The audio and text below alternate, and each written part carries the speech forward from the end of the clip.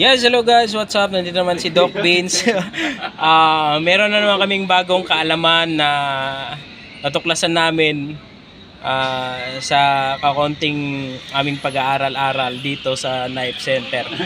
May natuklasan na naman kami kung kung saan at ano ang sira ng Range Rover na ito. Ito itong ginagawa namin na to. So ang sakit niya is nagkakaroon siya ng message na fault gear. So ang nakita namin is sasabi niya is neutral park switch. So ipapakita ko sa inyo kung saan yung neutral park switch.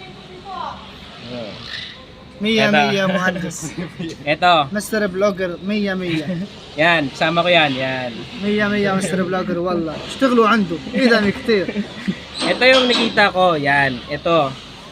Ito yung nakita ko na sensor niya na solenoid valve na hindi siya gumagana. So, nilagyan ko ng tester. Kinuha namin ng continuity. Wala.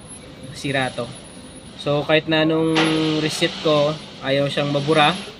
So, itong pinalitan namin ng second hand din. Ngayon, ito na.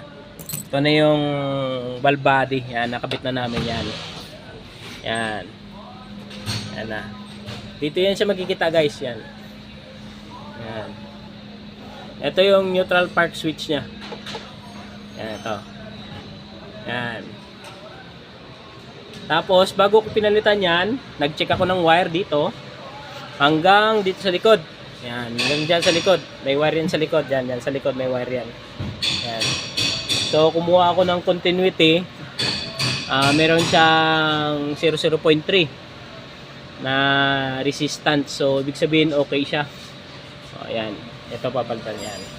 So, yan lang guys ang advice ko sa inyo. Parang sisikat talaga to Para at least may idea din kayo. Ayan yung Range Rover. Yan. Yan. So, yan lang guys.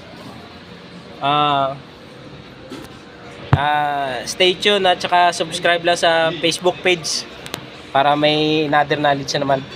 Salamat.